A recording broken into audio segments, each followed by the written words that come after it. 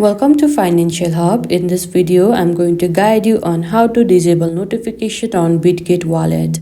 It is a very simple step. For that, make sure you have the application and you are logged into your account. Now at the top left, you can see 9 square dot icon. You need to tap over there.